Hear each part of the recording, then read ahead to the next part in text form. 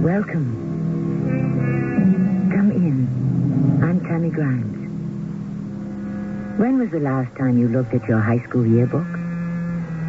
Ever wonder what's happened to your old school chums? What became of the girl most likely to succeed? The boy voted most popular? How about yourself? Did you turn out the way you thought you would? Take a look.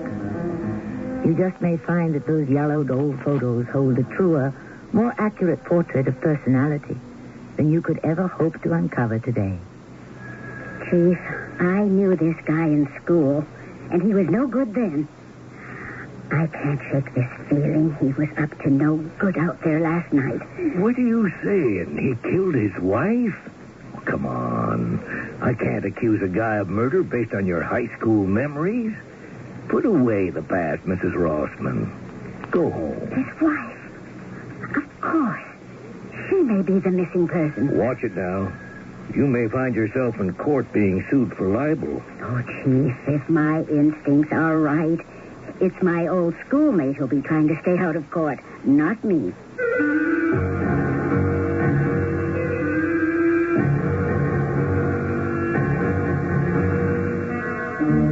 Our mystery drama, Yearbook, was written especially for the Mystery Theater by Douglas Dempsey and stars Evelyn Juster. I'll be back shortly with Act One.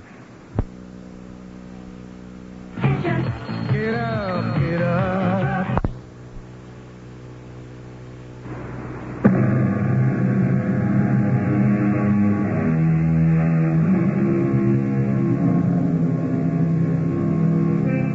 What author was it who first offered the advice, beware living in the past? There's no future in it. His name is buried, no doubt, in the past.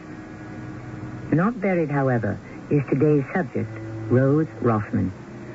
At 41 years of age, she is already widowed and spends much of her time reliving the past. Until now, when an unexpected event catapults her back into the real world. She has witnessed something, and now she must prove it was real. Not just her imagination working overtime. Who is it? Police, ma'am. Looking for Rose Rossman. Oh, thank goodness you're here. She's flitting. I was expecting a detective. Oh, frankly, Mrs. Rossman, the incident you reported sounds pretty serious. We don't get but 2 or 3 homicides a year here in Lawrence. Well, now, I told the officer on the phone. I don't know that I actually saw a murder. Well, how about we sit down and you tell me just what you did see? I think I saw a man putting a body into the trunk of his car.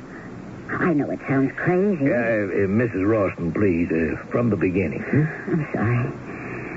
Well, I was out jogging. I go every night about 9. I was running along Cold Soil Road. There's never any traffic. That's why I go there. And just as I got to that little white church, I saw a car up ahead in the haze. It was up on a jack, like it had a flat tire. And a man was there, reaching into the trunk, struggling with something spiky. I could hear him huffing and puffing. I thought maybe he needed help. Hi there. Car trouble? Can I help?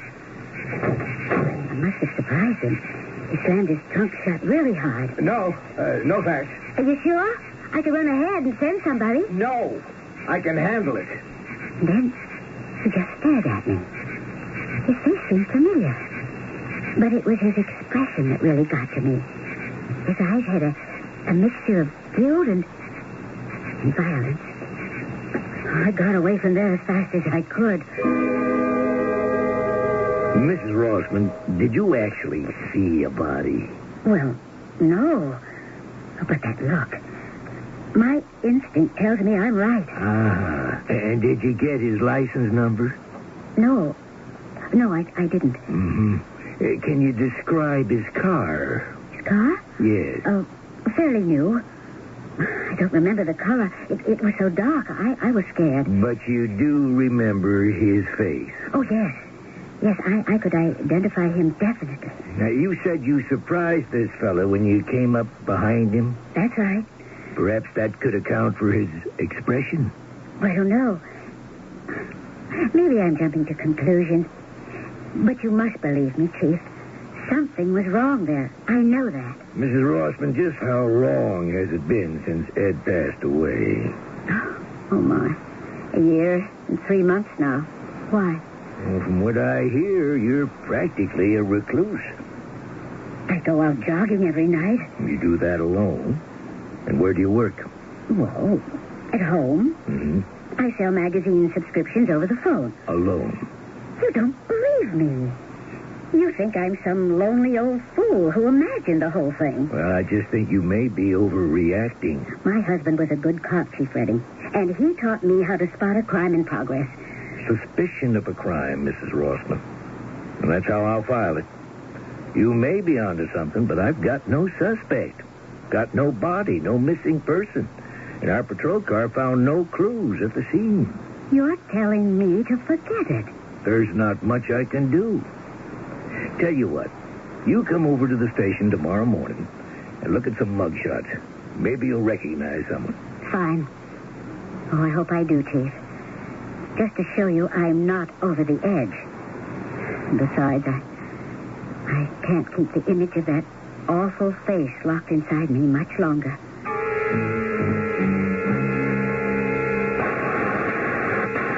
Chief Redding? Yoo-hoo. Good morning. Mrs. Rossman, you shouldn't be down here. Firing range is off limits.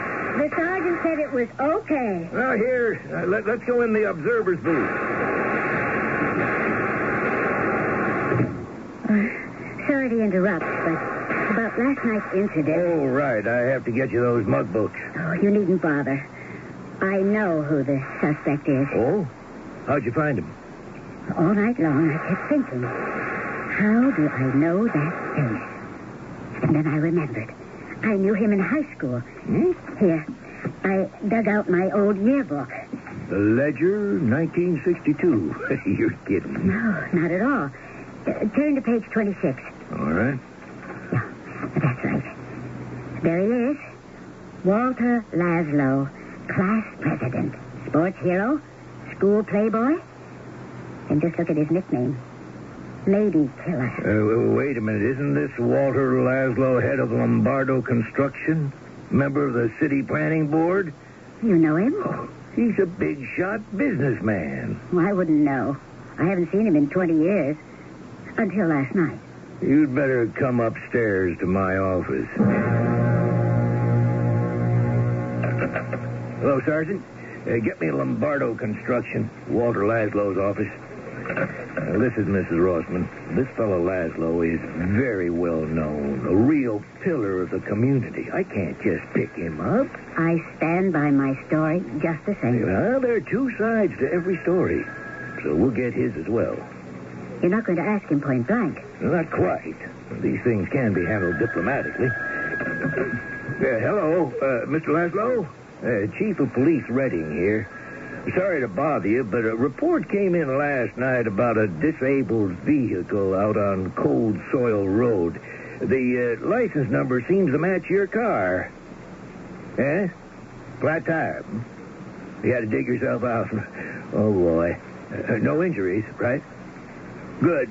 Well, thank you. Pardon? No. I can't tell you that. It's just some passerby. Right. Goodbye. So, it was him. Yes, and he had car trouble. Plain and simple. Oh, but he could be lying. We have no evidence to suggest that. And you say you saw a body, but nobody's missing. Chief, I knew this guy in school, and he was no good then. I can't shake this feeling that he's guilty of something terrible. And my guess is it's murder. What do you say? And he bumped off his wife? No, come on. I can't accuse a guy of murder based on your high school memories. Put away the past, Mrs. Rossman. Go home. His wife. Of course. That's who I should look for. She may be the missing person. Watch it now.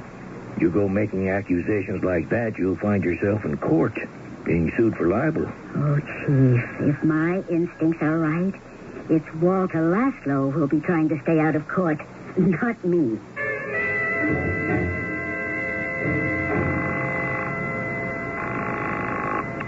Hello. Walter Laszlo. Is Mrs. Laszlo there, please? She's out of town. Can I take a message? I'm calling about a magazine subscription. Any idea when she'll be back? She just left for Los Angeles. Could be gone a couple of weeks. A month, maybe. Oh, dear. And I have such a nice offer this week. Maybe I could reach her somewhere long distance? Look, we have all the subscriptions we need, thank you. Are you sure? I'd really like to ask her. Just a minute. Who is this? Miss Scribner. You sound familiar. Have we met? No, I don't think so. I know we've talked. No, really. You're the woman on Cold Soil Road. And you reported my car, didn't you? Well, I don't know why you're harassing me, lady. But it's only a matter of time before I find out who you are.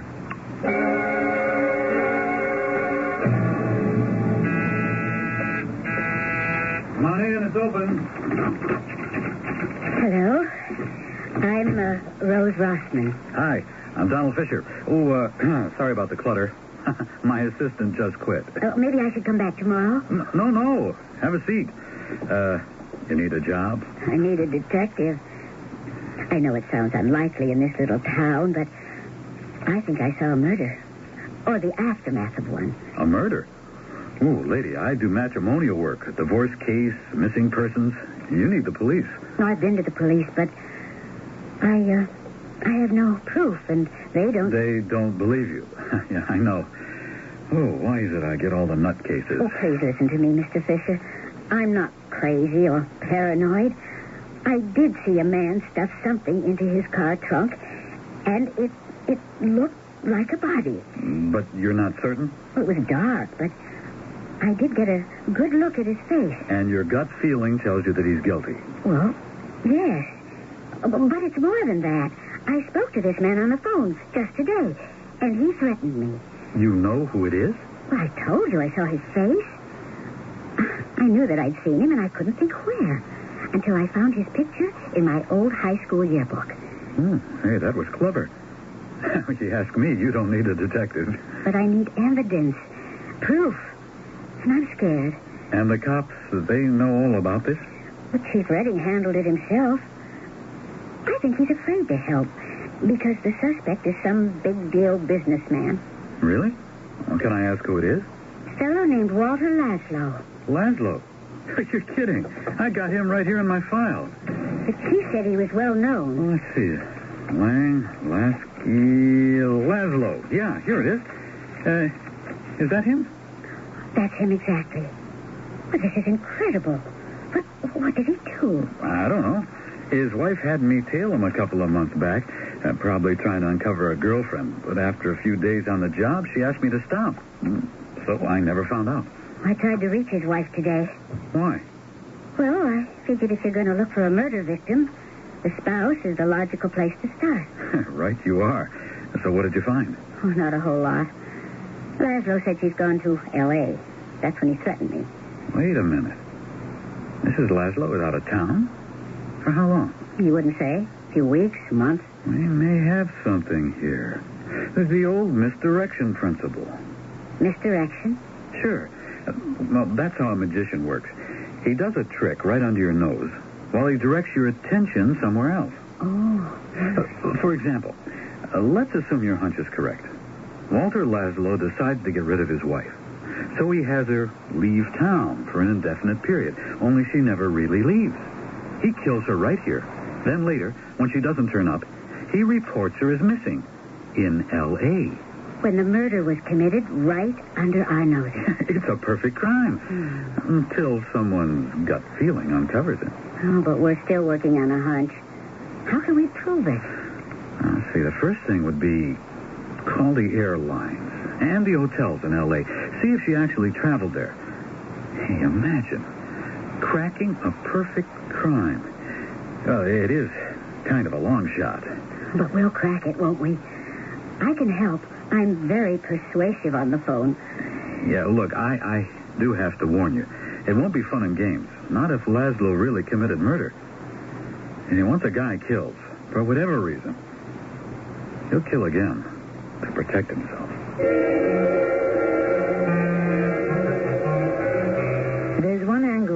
Patricia has not yet considered. Why is Rose Rossman in such a hurry to arrest Walter Laszlo? Is she really that obsessed with this case? Or is something else on her mind? We'll look a little closer in Act 2.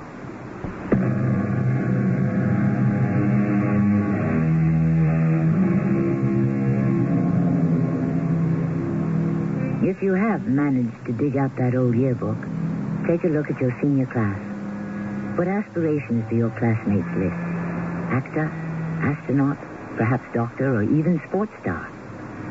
Did they fulfill those hopes and dreams? Or were they just blinded by the light of youth? Not all of us fall short, of course. Many, for example, simply choose a different path, often for the better.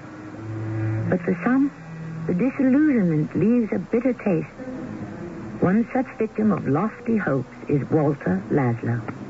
Listen carefully, for his career is about to come under scrutiny. Morning, Donald.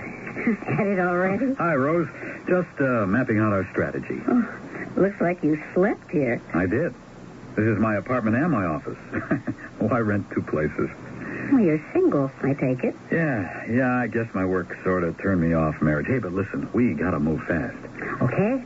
Where do we start? First thing is to make sure Mrs. Laszlo is really missing. I'll put you on the phone, checking the airlines and hotels. Do I use my real name? Oh, no. You'll pose as a travel agent. Meantime, I've got to come up with a motive. Why would Walter Laszlo want to kill his wife? I mean, what makes him tick?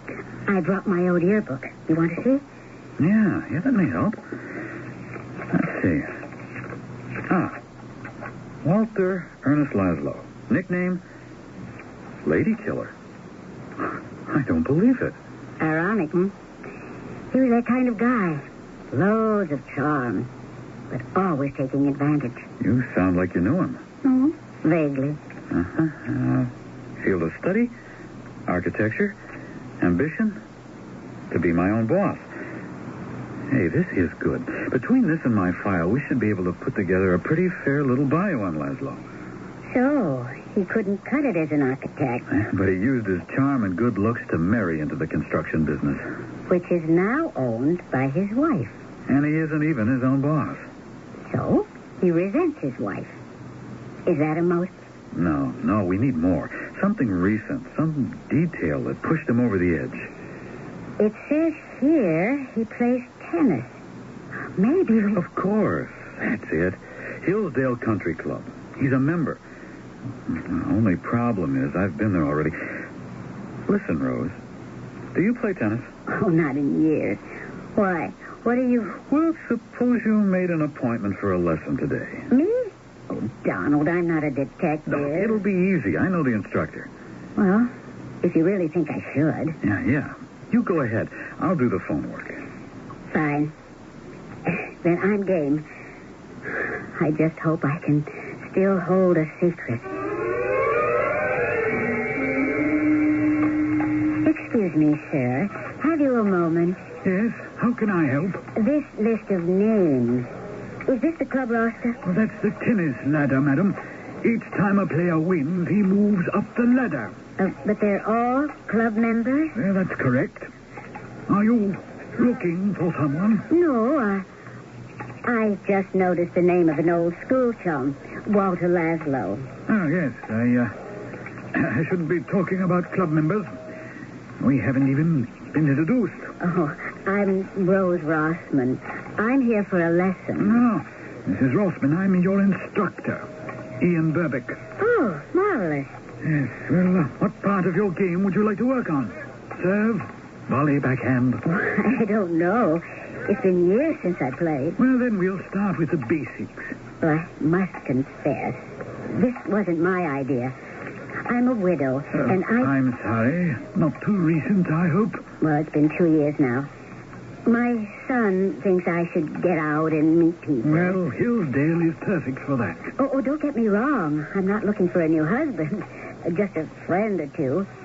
That's why I was glad to see Walter's name. I didn't realize he was a member here. Well, unfortunately for me, he is. Oh? He's not a favorite of yours? Well, let's just say Mr. Laszlo and I don't get on very well. Oh, that's too bad. He was always so friendly in school and so good at sports. What does he do now? He's a business type, wealthy and married. But you may as well know he rather fancies himself a ladies' man. He hasn't changed a bit. Is that why he chose this Jeanette Russo as his tennis partner? Jeanette? How do you know about her? Why, I see her name on the tennis ladder. She's teamed up with Walter in the mixed doubles category. Well, you are observant. But I'll bet she's young and pretty, isn't she? Don't waste your time, Mrs. Rossman, on Walter Laszlo. The only thing on his mind is Jeanette. Oh, you mean you think they're involved? Oh, I know they're involved. She used to be my girlfriend. Oh, dear. Well, I met her at a party and brought her here for a few lessons. She's only 26 and very beautiful. You still like her, don't you? Why should I? She's Walter's partner now. Hello, Rose. Want something to eat? No, Donald, just coffee. I'm too excited. I take it the tennis lesson went well. Oh, it was terrific. I learned all kinds of things. Great, but first let me tell you, we have got ourselves a solid case. We do? Mrs. Laszlo is missing. Oh. The airline confirmed that a ticket in her name was used to L.A. 2 nights ago. The same night you saw Walter out on Cold Soil Road. But if she used her ticket, then maybe she is there. But she's not. I found the hotel she's supposed to be staying in, and guess what? The alleged Mrs. Laszlo rushed in, handed over a credit card, picked up her key, and hustled off to her room. No one got a good look at her, and no one has seen her since. She checked out? Oh, no. Her luggage is still in the room. But she's gone. Disappeared. Missing. I've already alerted Chief Redding, and he's going to have the hotel call Walter Laszlo. Who will, of course, know nothing about it. Oh, but then who made the trip? Who checked in? A double. An imposter. Don't you see? Walter Laszlo had an accomplice. And I know who she is. Walter's tennis partner. And girlfriend. Her name is Jeanette Russo. She's a 26-year-old actress. An actress? Oh, that's perfect. She must have played Mrs. Laszlo. You didn't meet her, did you? No, but I did get her address. Great work. We'd better pay her a visit. You want me to do it? No, not this one. If this girl is in this as deep as we think, she could be dangerous.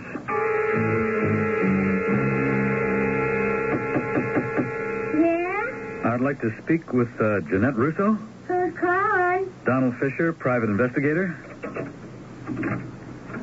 She in some kind of trouble? Well, let's just say she might be. Well, Jeanette's out of town. Look, come on in. I'm Mary Ann Huber, her roommate. You wouldn't happen to know where she went. No, I don't. What kind of trouble do you think she's in? Well, I think a friend of hers may have committed a crime. Who? A fellow named Laszlo? That creep. I knew he was up to no good. You know him? Well, I've seen him with Jeanette once or twice. Oh, what's their relationship? Oh, they're involved. What can I say? She works for him sometimes. Works for him? Yeah, freelance accounting. Really? I heard she was an actress. Yeah, well, she went to some drama school, but she's not a professional. But listen, I think that Laszlo guy's just using her. You said he maybe committed a crime? You're not sure? No, I can't talk about that yet. Look, Miss Huber, you can help. If you would just let me know where Jeanette is. Well, she said she was taking a weekend vacation to relax. But then she packed her pocket calculator. And she never takes that unless she's working. Like I said, she was nervous, distracted. Oh, it all fits. Hey, what's going on? Is Jeanette all right? Probably. But she might be afraid to talk to me. Look, here's my card. If you hear from her, give me a call right away. And if you can't get me, then call Chief Redding at the police station. I don't get it. You got something against Walter Laszlo or what? He's a murderer, and his wife is the victim. I think you're a victim of your own imagination. And Mr. Fisher here is just a little too eager to solve a big case. Oh, just a minute, Red. Well, let's face it, Fisher, you're not a homicide detective. Look, Chief, this case is the real thing. I couldn't find Mrs. Laszlo. And your guys haven't come up with her, right? Well, not yet. Oh, Fisher, come on. The woman's only been gone for 2 days. I sure hope you're right. But just in case, listen to our theory, okay? Okay. In my office. All right. Let's hear your theory. I found out that Walter Laszlo resents his wife because she runs the family business. So? Everybody knows that. I also found out that he has a young girlfriend, an accountant. We think she's helping him juggle the books. So Walter can get control of the company if, perish the thought, anything should ever happen to the current Mrs. Laszlo. You can prove this? Well, not yet. We'll have to audit the books. So, what's the rest of your story? Simple. Laszlo decides it's time to get rid of his wife. So he waits till she's about to go off on a trip. Then he kills her, stuffs the body in his trunk, and drives out to Cold Soil Road to dump it. Wait a minute. If he killed her here, how did she manage to turn up in L.A.? Well, it wasn't her. It was a double. Jeanette Russo, Laszlo's girlfriend. The way I see it, she dressed up like Mrs. Laszlo, flew to L.A. and checked into the hotel with Mrs. Laszlo's luggage. She unpacked, then disappeared, and presto, Mrs. Laszlo is now missing in Los Angeles. The LAPD can look till they're blue in the face, but they won't find her. She's here, right out on Cold Soil Road. Oh, yeah? Then how come no one showed up for the body? Remember, I said I saw Laszlo putting something in his trunk? Well, he must have been taking something out of his trunk. He pretended to have a flat tire, hauled his wife's body out of the trunk, and then buried her. Look, we searched that area. There was no sign of any digging. Because you didn't look in the most obvious place. The cemetery behind the little white church. What? It's perfect.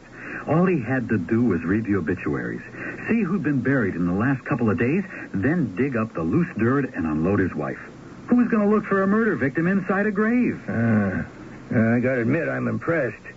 Even though this sounds airtight, we're nowhere until we find a body, though. That's easy. Just get permission to dig up a few graves. That's touchy. Without criminal charges, I can't just go in and... yes? What?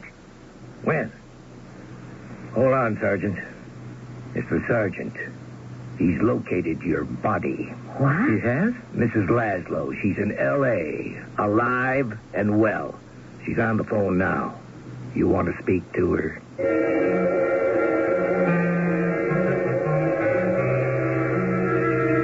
If you close your eyes and think hard enough, you can make almost anything seem real. In the case of Donald and Rose, their thinking seems to be faulty.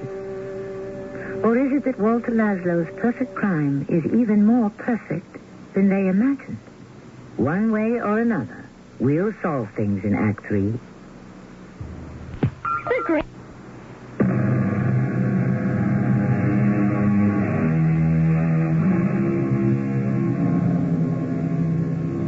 There is a psychological phenomenon that is essential to human sight, known as the persistence of vision. Briefly described, it is the lingering effect we usually call an after image. This lingering effect can be quite haunting. Salvador Dali even named one of his surrealist paintings after it. We, too, might apply the phrase persistence of vision to Rose Rossman, who has fixed an image of Walter Laszlo in her mind. That image haunts her. It refuses to go away. And now, Rose must face facts. Recent evidence suggests that her vision is faulty, that no crime is being committed. Thanks for seeing me home, Donald.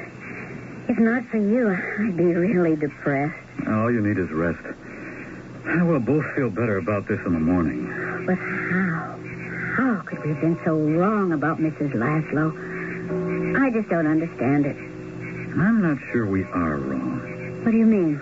Well, we don't know for a fact that was Mrs. Laszlo. Maybe it was Jeanette imitating her voice. Or maybe she's readying his right. We should sit back and wait until somebody's reported missing. Not if you still believe there's been a murder. The question is, do you? Yes, I do.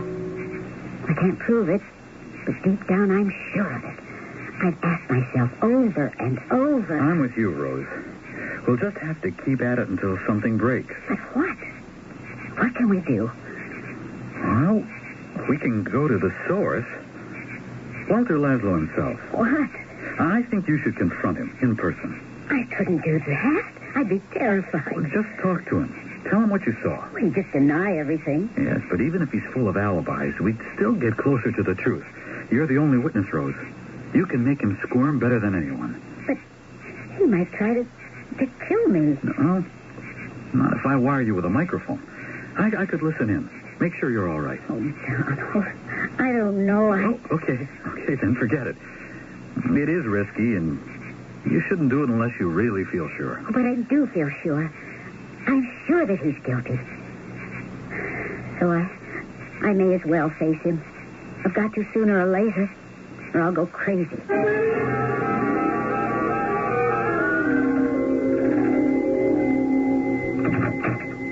Yes? What can I do for you? Recognize me, Mr. Laszlo? Why, you're the late-night jogger and the mysterious phone caller, hmm? You have a good memory. You selling magazines door-to-door now, Miss, Scribner, wasn't it? Oh, that's not my real name. I'm Rose Rossman. Although you may remember me as Rose Palmer. That's where I know you from. Lawrence High, 1962. Well, come on in, Mrs. Rossman, and I'll finally find out what this is about. I'm here because of that incident out on Cold Soil Road. It's hardly an incident. I had a flat tire. This is going to seem blunt, but I'm still upset over what happened, Mr. Laszlo. Upset? Why should you be upset? I'm the one who had to shell out $50 for a new tire. I'm upset about the way you treated me when I tried to help. You gave me a look that made my blood run cold. Well, I'm sorry if I was rude. I wasn't too happy that night. Is that a crime? No. But what I saw in your trunk was... Just what are you getting at? You know what I saw. Your face showed it.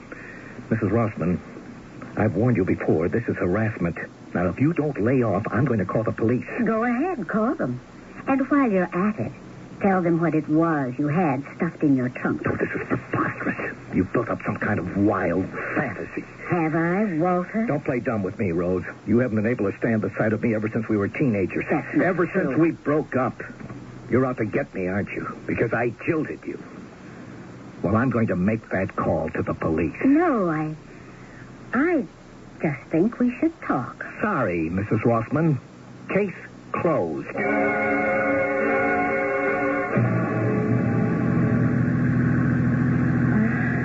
Where are we headed now, Donald? Back to the office, I guess. You're upset with me. Disappointed, I mean, I had no idea you had a motive for going after Laszlo. Oh, Donald, please believe me. That old business has nothing to do with it. Well, perhaps not consciously. But somewhere in there you remembered. And you were prejudiced right from the start. I wasn't prejudiced. I saw him with a body. Well, anyhow, we don't have much of a case now. Between Mrs. Laszlo showing up and now this. But you were so sure. Oh, it's my own fault.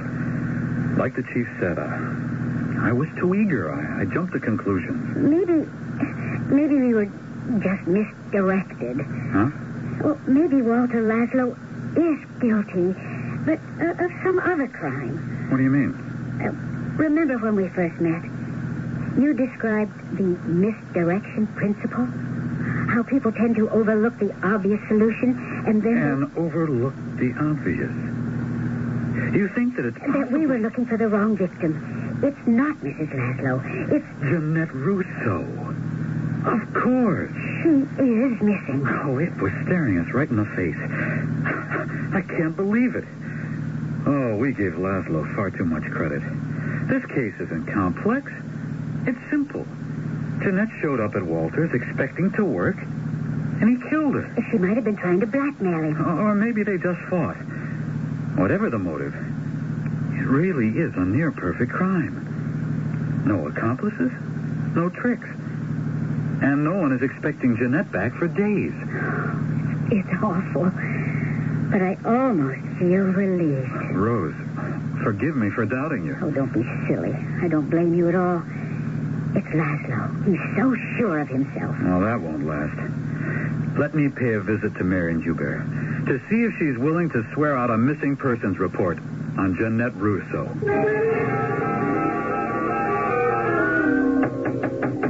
Who is it? It's Donald Fisher, Miss Huber. May I come in? Mr. Fisher. Is it about Jeanette? I still haven't heard from her. Well, I think that she may be missing. This isn't easy. You see, we're afraid that it may be a homicide. Oh, not Jeanette. Oh, no. We don't know for sure. But we can't question Laszlo until a missing person report has been filed. Would you be willing I'll do whatever you say. And any clues you can give me? Photos, what she was wearing, what she had with her? Well, she was wearing slacks and a jacket, and she had her usual overnight bag. Keys, wallet, makeup kit. Oh, yes. And her calculator. A calculator? Mm. Oh, what kind? What make? Well, I don't know. Just a thin little pocket kind. You know, it goes beep, beep, beep when you set the alarm. She uses it to wake up in the morning. And she carries it with her? Sure, in her jacket pocket. It's real small. This may be our most important clue yet. Come on, I'll give you a ride to the station. The sooner you file that missing person report, the better.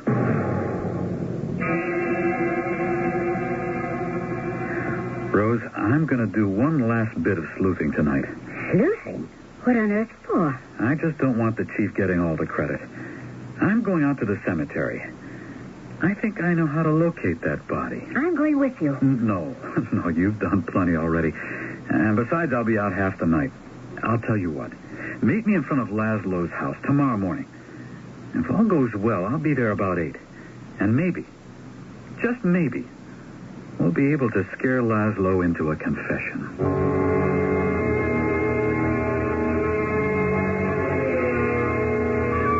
Donald, I've been so anxious. Oh, sorry I'm late. What happened? Well, we got our proof. Jeanette's body is buried right where we figured. That little cemetery. How did you find it? Oh, you'll hear in a minute. But first, we got to pin down Walter Laszlo before Chief Redding gets here. You again? I thought I told you. Good morning, Walter. This is Donald Fisher, private investigator. He's helping me with your case. What case? The murder of Miss Jeanette Rousseau.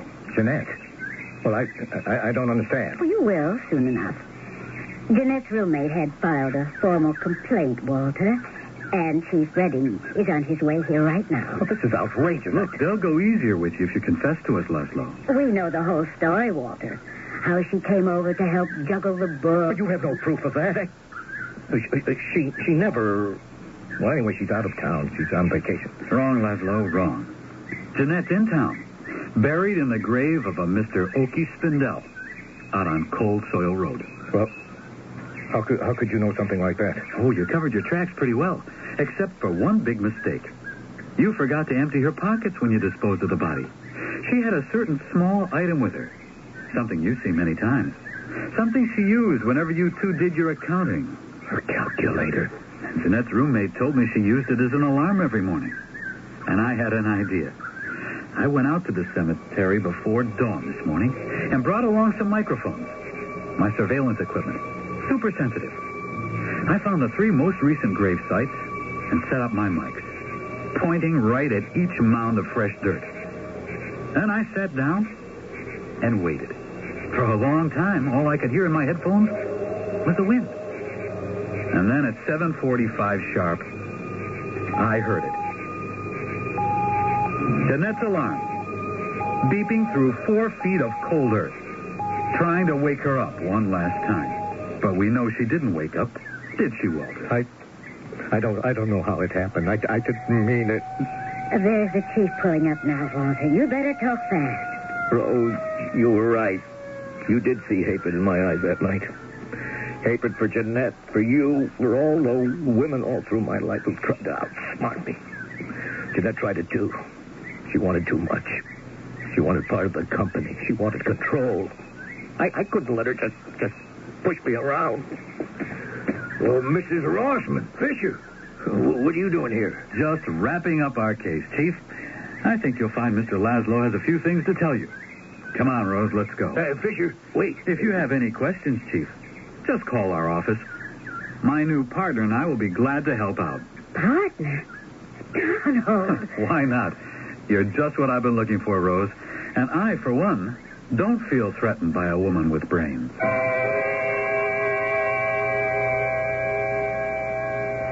They'll make ideal partners. Rose, an avid reader, has a keenly formed intellect. Donald is street smart and relies on his intuition. And yet, Laszlo was uncovered because Rose acted on instinct, and he confessed only when caught in Donald's web of logic. A therapist would call this role reversal. An actor would say they're playing against character. For newly united Donald and Rose, this merely confirms the fact that opposites do attract. I'll be back shortly.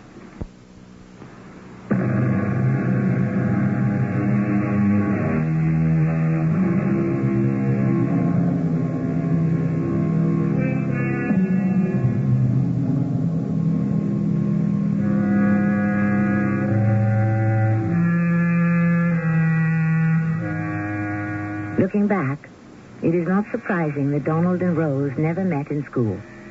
He showed more aptitude for fun than academics, while she trudged home every night with an armload of books. And yet, had they opened each other's yearbooks, they'd have found the same aspiration beneath their senior pictures. To do something I like and get paid for it. The moral? Hang on to your dreams, as well as your yearbook. Our cast included Evelyn Juster, Lloyd Battista, and Sam Gray. The entire production was under the direction of Himan Brown.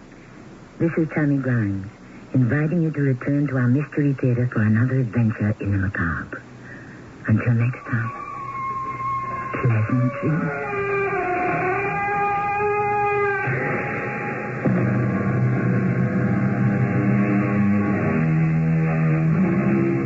Thank you for tuning in this evening for Mystery Theater on WAKR. We hope that you've enjoyed this evening's presentation and that you will join us again Monday through Friday at 11:05 p.m. The best way to enjoy Mystery Theater is to turn off the lights, lock up the house, and listen as E.G. Marshall opens the squeaky door on a new story. The Mystery Theater players and the